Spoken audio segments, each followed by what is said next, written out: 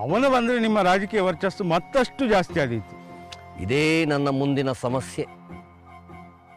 ವರ್ಚಸ್ಸು ಜಾಸ್ತಿ ಆಗೋಕೆ ಅವನ ತತ್ವಗಳೇ ಬೇರೆ, ನನ್ನ ಸಿದ್ಧಾಂತಗಳೇ ಬೇರೆ. ಹೌದು, ಜನ ಮಾತಾಡೋದನ್ನು ಕೇಳಿದ್ದೇನೆ. ಒಂದೇ ಮನೆಯಲ್ಲಿ ಅಣ್ಣ ತಮ್ಮಂದರೆ 2 ಪಕ್ಷ. ಇದು ಒಳ್ಳೆ ಗಮ್ಮತ್ತುಂಟು ಮಾರಾಯರೆ. ಇದು ರಾಜಕೀಯ. ಇಲ್ಲಿ ಸ್ವಂತ ಅಪ್ಪ ಅಮ್ಮನ ಮಧ್ಯೆನೇ ಭಿನ್ನಾಭಿಪ್ರಾಯಗಳಿರುತ್ತೆ. ಇನ್ನು ಒಡ ಹುಟ್ಟಿದ ಅಣ್ಣ ತಮ್ಮಂದ್ರ ಪಾಡೇನು ಬಿಡಿ. ಈ ರಾಜಕೀಯದಲ್ಲಿ ಅರ್ಥವೇ ಇಲ್ಲ. ವಿರೋಧಿ ಪಾಳೆಯದಲ್ಲಿ ಸ್ವಂತ ಅಮ್ಮ ಕೂತಿದ್ರು ಕೂಡ ಅವಳು ಶತ್ರುನೇ. ಈ ರಾಜಕೀಯದ ಬಗ್ಗೆ ಒಬ್ಬ ನಾಟಕಕಾರ ಒಂದು ಒಳ್ಳೆ ವ್ಯಾಖ್ಯಾನವನ್ನು ಕೊಟ್ಟಿದ್ದಾನೆ, ಹೇಳ್ತೀನಿ ಕೇಳಿ. ಹೇಳಿ ಹೇಳಿ. ಈ ರಾಜಕೀಯದಲ್ಲಿ ಏನು ಬೇಕಾದರೂ ಆಗಬಹುದು. ಆಗಲಾರದು ಎನ್ನುವುದು ಎಷ್ಟು ಸತ್ಯವೋ ಆಗುತ್ತದೆ ಎನ್ನುವುದು ಅಷ್ಟೇ ಸತ್ಯ. ಈ ಆಗುತ್ತದೆ ಆಗಲಾರದು ಎನ್ನುವುದು ಎಷ್ಟು ಸತ್ಯವೋ ಆಗೋದಿಲ್ಲ ಎನ್ನುವುದು ಆಗಿ ಹೋಯಿತು ಎನ್ನುವುದು ಅಷ್ಟೇ ಸತ್ಯ. ಈಗ ನಾನೇನು ಮಾಡಬೇಕಾಗಿದೆ ಅನ್ನೋದು ಅಷ್ಟೇ ಸತ್ಯ. ಹೇಗಿದೆ? ಅದ್ಭುತ ಮಾರಾಯರೆ. ನಿಮ್ಮದು ತಲೆ ಅಂದ್ರೆ ತಲೆ, ನನ್ನದು ಒಂದು ತಲೆ, ಹಳೇ ಬಳಪದ ಕಲ್ಲಿನ ಓಲೆ. ಅದಕ್ಕೆ ಹೇಳಿದೆ, ಚಂದ್ರಕುಮಾರ್ನಿಗೆ ಹುಡುಗರನ್ನ ಸೆಳೆಯೋ ವರ್ಚಸ್ಸಿದೆ. ಆ ವರ್ಚಸ್ಸು ನನ್ನ ವೃತ್ತಿ ಜೀವನಕ್ಕೆ ಪೆಟ್ಟಾದ್ರೆ ಯೋಚನೆ ಮಾಡಿ.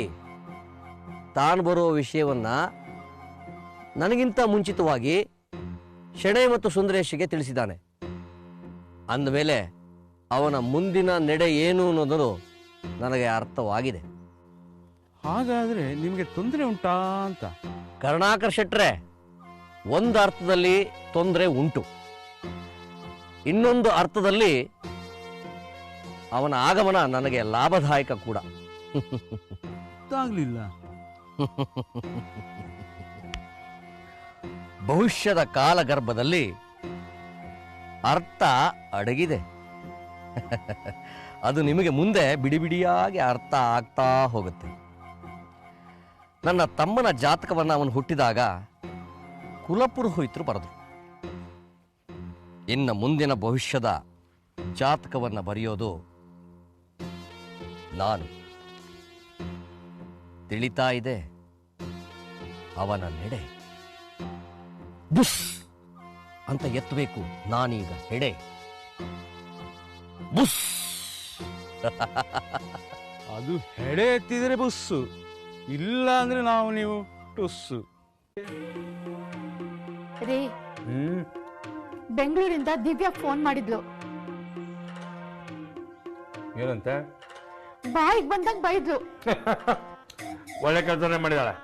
ನನಗೆ ಬೈತಾನೆ. ನೀವ್ ಹೀಗ್ ವಿಚಿತ್ರವಾಗಿ ಆಡೋದ್ರಿಂದನೇ ಯಾರೋ ಬಾಯಲ್ಲಿ ಏನೇನೋ ಮಾತು ಕೇಳ್ಬೇಕು. ಗಿರಿಜಾ, ಬೈಗುಳುಗಳು ಮನಸ್ಸಿಗೆ, ದೇಹಕ್ಕೆ, ಮಿದುಳಿಗೆ ತುಂಬಾ ಒಳ್ಳೇದು ಕಣೆ. ಟೆನ್ಷನ್ ಮಾಡ್ಕೋಬೇಡ. ಹೀಗೆ ಏನಾದ್ರೂ ಒಂದು ಹೇಳಿ ನನ್ ಬಾಯಿ ಮುಚ್ಚಿಸ್ಬಿಡ್ತೀರಾ. ಬರೀ ಬೈದ್ಲಾ ಅಥವಾ ಇನ್ನೇನಾರು ಹೇಳದ್ಲ? ರೀ, ನೀವು ಮಾಡಿರೋ ಕುತಂತ್ರ ಎಲ್ಲ ಅವಳಿಗೆ ತಿಳಿದು ಹೋಗಿದೆ. ಒಳ್ಳೇದೇ, ತಿಳಿಲೇಬೇಕಲ್ಲ. ಅವಳಲ್ಲಿ ಕಣ್ಣೀರಲ್ಲಿ ಕೈ ತೊಳಿತಾ ಇದ್ದಾಳೆ. ಅದಕ್ಕೆ ಕಾರಣ ನೀವು ಅಂತ ಹೇಳಿದ್ಲು. ಅಷ್ಟೇನಾ? ಇನ್ನು ಸಿಕ್ಕಾಪಟ್ಟೆ ಬೈದ್ಲು ರೀ. ಏನಂದ್ ಹೇಳಿ ಕೇಳ್ಬಿಟ್ಟು ಸಂತೋಷ ಊಟ ಮಾಡ್ತೀನಿ. ಆ ಬಂದೇವ್ರ ಸಾಕ್ಷಿಯಾಗಿ ನೀವು ಹಾಳಾಗಿ ಹೋಗ್ಲಿ ಅಂತ ಹೇಳಿದ್ಲು. ಆಮೇಲೆ ನಿಮ್ಮ ವಂಶ ಸರ್ವನಾಶ ಆಗ್ಲಿ ಅಂತ ಶಾಪ ಆಗಿದ್ಲು ರೀ. ಆಮೇಲೆ ಎಷ್ಟು ಸಾಧ್ಯನ್ರಿ? ನಾನು ಏನ್ ಎಣಿಸಿದ್ನೋ ಅದೇ ಮಾತುಗಳು ಹೇಳಿದಾಳು ಅವಳು. ಬನದ ದೇವರು ಸಾಕ್ಷಿಯಾಗಿ ನಾವು ಹಾಳಾಗಿ ಹೋಗ್ತೀವಂತ, ನಮ್ಮ ವಂಶ ಸರ್ವನಾಶ ಆಗೋಗುತ್ತಂತ. ಆ ಬನದ ದೇವರು ಇರೋದೇ ನನ್ನ ಅಂಕಿನಲ್ಲಿ ಅನ್ನೋ ಸಾಮಾನ್ಯ ಜ್ಞಾನನೂ ಇಲ್ವಲ್ಲ ಪೆದ್ದಿಗೆ. ಯಾಕ್ರಿ ಇನ್ನೊಬ್ರಿಗೆ ಕೆಟ್ಟದಾಗ ಹಾರೈಸ್ತೀರಾ? ನಾವ್ ಹಾಳಾಗೋದಿಲ್ವೇನ್ರಿ? ಏನಂತೆ? ನಾವ್ ಹಾಳಾಗೋದಿಲ್ವೇನ್ರಿ ಅಂತ. ನನಗೆ ಬುದ್ಧಿ ಹೇಳೋದಕ್ಕೆ ಬರಬೇಡ. ನಾನು ಒಂದು ತರ ಬ್ರಹ್ಮ ರಾಕ್ಷಸ ಇದ್ದಂಗೆ ಕಣೆ. ನನಗನ್ಸಿದ್ದನ್ನ ನಾನು ಮಾಡದೆ ಬಿಡೋನಲ್ಲ, ಸಾಯಿಲಿ ಬಿಡೋಳು. ಏನಂತೆ? ದಿವ್ಯಾ ಮನೆಯಲ್ಲಿ ಸುಖವಾಗಿಲ್ಲ ಅಂದ್ಬಿಟ್ಟು ನಮಗ್ ಶಾಪ ಹಾಕಿದ್ಲು ಅಂದ. ಹೌದು ರೀ, ನೀವು ನೋಡಿದ್ರೆ ಹಿಂಗಾಡ್ತಿರಲ್ಲ. ಗಿರಿಜಾ, ದಿವ್ಯ ಜೀವನ ಹಾಳಾಗೋಗೋದಕ್ಕೆ ನಾನೇ ಕಾರಣ ಅಂತಂದ್ಲ. ಸಾಕು ಸಾಕು ಸಾಕು. ಇದಕ್ಕೇನು ಹಾಕಬೇಕು ಅಂತಿದ್ಯಾ? ಮಜ್ಜಿಗೆ. ಮಜ್ಜಿಗೆ ನೀವು ಮಜ್ಜಿಗೆ ಹಾಲು ತಗೊಂಡು ಬಾರೆ, ಹಾಲು ತಗೊಂಡು ಬಾರೆ.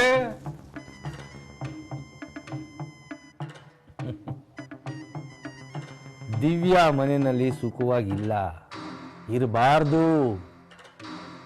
ಸದಾಶಿವಯ್ಯನ ಎರಡೂ ಕುಡಿಗಳು ಇಂಚಿಂಚೆ ನಾಶವಾಗಬೇಕು, ಅದೇ ನನ್ನ ಗುರಿ. ತಂದೆನೆ.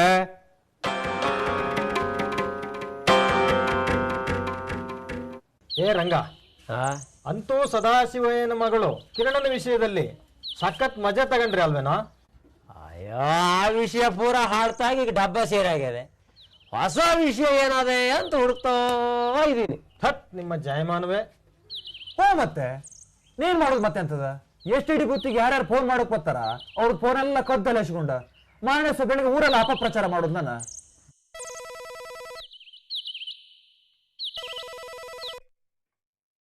ಓ, ಇದೊಂದು ಮಾತ್ರ ನಿಂಗೆ ಲಾಸ್ ಕಣಯ್ಯ.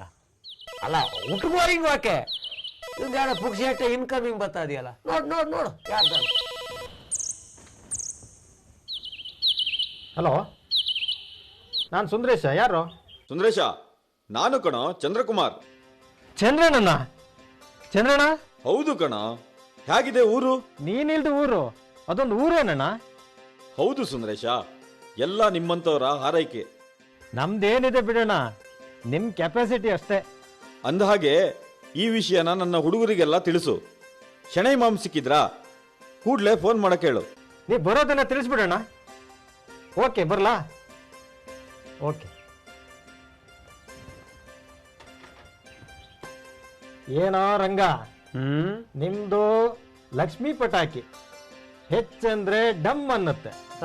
ಆದ್ರೆ ಈ ಕೇಳೋ ಆಟಂ ಬಾಂಬು ಡಮಾರ್ ಅನ್ನತ್ತೆ. ಅದ್ಯಂತ ಮಾರ ಎಷ್ಟು ದೊಡ್ಡ ವಿಷಯ. ನಮ್ಮ ಅಣ್ಣ ಚಂದ್ರಕುಮಾರ್ ಬರ್ತಾ ಇದ್ದಾನೆ. ಚಂದ್ರಕುಮಾರ್ ಅವ್ನು ನಾರಾಯಣ ಸ್ವಾಮಿ ತಮ್ಮ, ನಿಂಗೆ ಅಣ್ಣಾಗಿದ್ದ ಹೇಗೋ?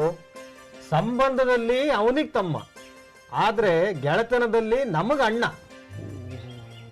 ಓಹ್, ಅವನು ಒಳ್ಳೆ ಲೀಡರ್ ಕಂಡ್ರು.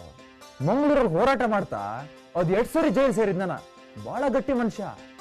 ರಂಗ, ಈ ವಿಷಯ ಈಗ ಊರಲ್ಲೆಲ್ಲ ಟಮ್ ಟಮ್ ಆಗ್ಬೇಕು. ಅಲ್ಲ, ಅದೆಲ್ಲ ಮಾಡೋಣ. ಈ ಚಂದ್ರಣ್ಣ ಊರಿಗೆ ಬಂದ ತಕ್ಷಣ ಅವ್ ಬಂದು ಖುಷಿಗೆ ನಂಗೆ 90ಗೆ ಅವನತ್ರ ದುಡ್ಡು ಕೊಡ್ತೀಯ ನಾವು. ಹಂಗೆ ಬೇಕಾದ್ರೆ ಕೊಡ್ಸೋಣ, ಆದ್ರೆ 90ಗೆ ಅಂದ್ರೆ ಆಗೋದಿಲ್ಲ. ಯಾಕೆಂದ್ರೆ ಅವನು ಕುಡಿಯೋದಿಲ್ಲ, ಸಿಗರೇಟ್ ಸೇದೋದಿಲ್ಲ, ಅಂತವ್ರನ್ನ ಕಂಡ್ರೆ ಆಗೋದೂ ಇಲ್ಲ. ಅವನು ಒಂದು ಹೋರಾಟದ ಯಂತ್ರ. ಒಂದೇ ಮಾತರಂ, ಒಂದೇ ಅವನ ಮಂತ್ರ. ಅಬ್ಬಬ್ಬಬ್ಬಬ್ಬ, ಇಂಥ ಒಬ್ಬ ವ್ಯಕ್ತಿ ಊರಿಗೆ ಬರ್ತಾ ಇದಾನಂದ್ರೆ ಪ್ರಚಾರ ಕೊಡ್ಲೇಬೇಕು.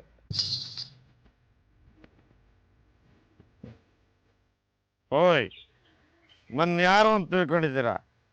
ಹುಡುಕ ಭಾಸ್ಕರ ಅಲ್ಲ, ಶಿವಪುರದ ನಾಸ್ಟ್ರೋ ಡಾಮಸ್.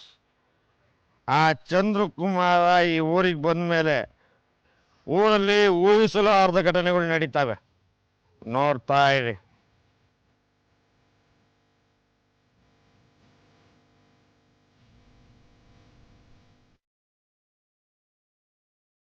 ಓದಬೇಡ, ಬನ್ನಿ ಒಂದು ಟಾಮ್ ಟಾಮ್ ಮಾಡೋಣ.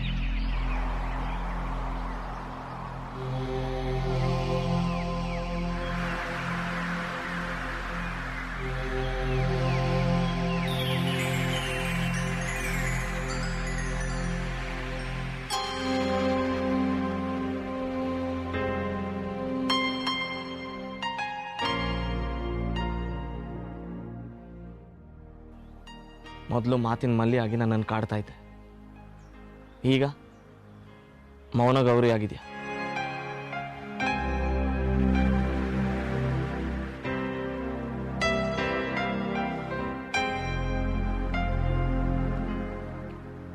ಮಾತಾಡಲ್ವಾ ಕಾವ್ಯ? ನನಗೊಂದೊಂದ್ಸಲ ಅನಿಸುತ್ತೆ, ನಾವು ಮೊದಲಿದ್ವಲ್ಲ ಹಾಗೆ ಇದ್ದಿದ್ರೆ ಚೆನ್ನಾಗಿರೋದು ಅಂತ. ಯಾಕೋ ಕಿರಣ ಹಾಗಂತೀಯಾ? ಹ್ಞೂ, ಮತ್ತೆ ಹಿಂದೆ ನಾವಿಬ್ಬರು ಪ್ರೀತಿಸ್ತಾ ಇದ್ದೀವಿ ಅಂತ ಹೇಳ್ಕೊಂಡಿರಲಿಲ್ಲ, ಆದರೆ ಗಾಢವಾಗಿ ಪ್ರೀತಿಸ್ತಾ ಇದ್ವಿ. ಈಗ ಪಿಸು ಮಾತಲ್ಲಿ ಇಬ್ಬರು ಹೇಳ್ಕೊಂಡಿದ್ದೀವಿ, ಆದರೆ ಪ್ರೀತಿನೇ ಇಲ್ಲ. ಯಾರು ಹೇಳಿದ್ದು ನಿಂಗೆ ನಮ್ಮಿಬ್ಬರಲ್ಲಿ ಪ್ರೀತಿ ಕಮ್ಮಿ ಆಯಿತು ಅಂತ? ಮೊದಲಿನ ಲವಲವಿಕೆ ನಮ್ಮಲ್ಲಿ ಈಗಿಲ್ಲ ಕಾವ್ಯ. ಆ ದಿನಗಳೇ ಚೆನ್ನಾಗಿತ್ತಲ್ವಾ? ನನ್ನ ಈಗಿನ ದುಃಖಕ್ಕೆ ಕಾರಣನೇ ಬೇರೆ ಇದೆ. ಏನು? ದಿವ್ಯಕ್ಕನ್ ಸಂಸಾರ ಅಷ್ಟು ಸರಿ ಇಲ್ಲ ಕಿರಣ. ಕಾವ್ಯ, ನಿಜವಾಗ್ಲೂ ಹೇಳ್ತಾ ಇದೀಯಾ? ಹೌದು ಕಿರಣ, ನಾನು ಈ ಬಗ್ಗೆ ದೃಢವಾಗಿದ್ದೀನಿ. ನಾನು ಬೆಂಗಳೂರಿಗೆ ಹೋಗ್ಲೇಬಾರ್ದಿತ್ತೇನೋ ಅನ್ನಿಸ್ತಿದೆ. ಭಾವನಾಜ್ಞೆಯರ ಕಪಿ ಮುಷ್ಟಿಯಲ್ಲಿ ನರಳ್ತಾ ಇದ್ದಾಳ ಅವಳು. ಏನ್ ಹೇಳ್ತಾ ಇದೆ ಕಾವ್ಯ? ಹೌದು, ದಿವ್ಯಕ್ಕ ಅಲ್ಲಿ ಪ್ರತಿ ಕ್ಷಣ ಕಣ್ಣೀರಲ್ಲೇ ನಿಟ್ಟೆಸರು ಬಿಡ್ತಿದ್ದಾಳೆ.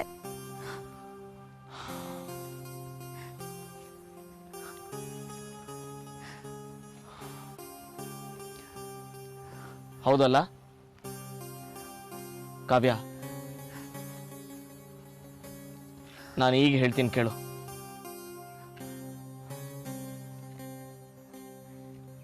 ನಾನಿದನ್ನ ಮೊದಲೇ ನಿರೀಕ್ಷೆ ಮಾಡಿದ್ದೆ.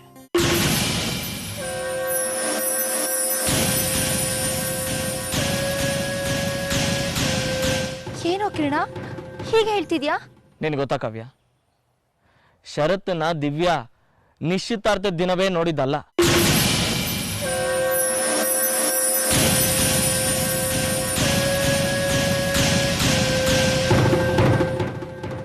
ಹಾಗಂದ್ರೆ?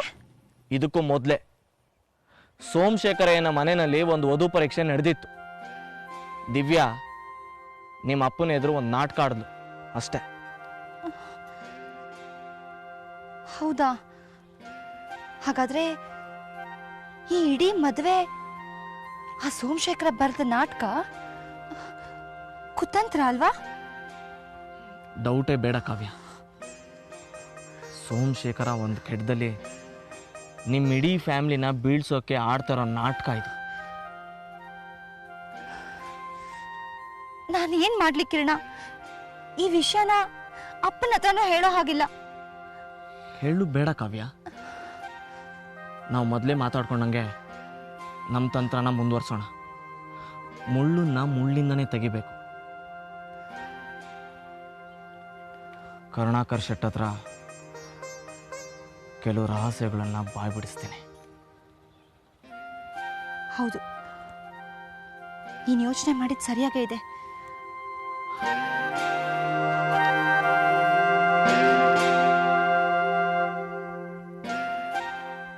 ಏನ್ ಸುಂದರೇಶ, ಇವತ್ತು ಎಸ್ಟಡಿ ಬೂತ್ ಓಪನ್ ಇಲ್ವಾ? ಇವತ್ತು ನಮ್ಮ ಚಂದ್ರಕುಮಾರ್ ಬರ್ತಾ ಇದ್ದಾರೆ. ಏನು, ಚಂದ್ರಣ್ಣ ಬರ್ತಾ ಇದ್ದಾನ? ಹ್ಞೂ, ಫೋನ್ ಮಾಡಿದ್ದ. ಶೃಂಗೇರಿಲಿ ಅವನು ಎದುರುಗೊಳ್ಳೋಣ ಅಂತ ನಾನು ಹೋಗ್ತಾ ಇದ್ದೇನೆ. ನೀನು ಬರೋದಿದ್ರೆ ಬಾರೋ. ಪರವಾಗಿಲ್ಲ ಕಣ, ನೀನು ಹೋಗ್ಬಾ. ಸರಿ.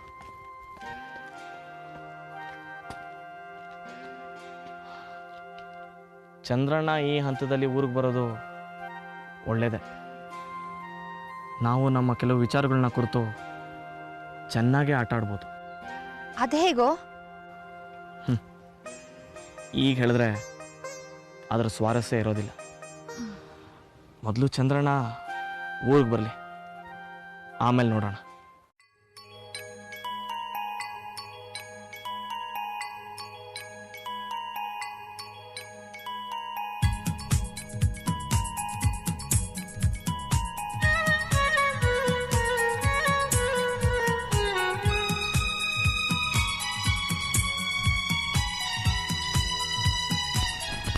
ಓಯ್ ಮಂಗಳೂರು ಬಸ್ ಎಷ್ಟು ಗಂಟೆ ಬರುತ್ತೆ? ಮಂಗಳೂರು ಬಸ್ ಹೌದು, ಈಗ 8:15 ಒಂದು ಬರುತ್ತೆ. ಏನು ವಿಶೇಷ? ನಮ್ಮ ಶಿವಪುರ ಚಂದ್ರಣ್ಣ ಬರ್ತಾ ಇದ್ದಾರೆ, ಅದಕ್ಕೋಸ್ಕರ ಕಾಯ್ತಾ ಇದ್ವಿ. ಚಂದ್ರಕುಮಾರ್ ಅವರ? ಹೌದು. ಭಾರಿ ಹೋರಾಟಗಾರರಲ್ವ ಅವರು? ಹೌದು. ನಾವು ಸ್ವಲ್ಪ ನೋಡ್ಬೇಕು ಅವ್ರು. ನೋಡಿ ನೋಡಿ, ನಾವೆಲ್ಲ ಅದಕ್ಕೂ ಅವರಿಗೋಸ್ಕರನೇ ಕಾಯ್ತಾ ಇದೀವಿ. ಹೌದಾ? ಓಯ್ ಚಂದ್ರಣ್ಣ ಬರ್ತಾರಂತೆ. ಏನಂತೆ ಜಗ? 8:00 ಒಂದು ಮಂಗಳೂರಿಂದ ಬಸ್ ಇದೆಯಂತೆ. ಚಂದ್ರಣ್ಣ ಬಂದ್ ಕೂಡ್ಲೆ ನೀವೆಲ್ಲ ಮುತ್ತಿಗೆ ಹಾಕ್ಬೇಡಿ. ಖುಷಿ ತಗೋಣ, ಹುಡುಗರೆಲ್ಲ ಖುಷಿ ತಗೊಂಡ್ಲಿ ಬಿಡಿಯೋಣ. ಅನಗತ್ಯ ಗದ್ದಲ ಮಾಡೋದು ಏನಕ್ಕಂತ. ನಮ್ಮ ಖುಷಿನ ನಮ್ಮ ವ್ಯಾಪ್ತಿಯೊಳಗೆ ಹಂಚ್ಕೊಳ್ಳೋಣ ಅಂತ. ಬಂತಲ್ಲ ಬಸ್? ಬಂತಾ? ಬನ್ನಿ ಬನ್ನಿ ಬನ್ನಿ ಬಂತು ಬಂತು ಬಂತು.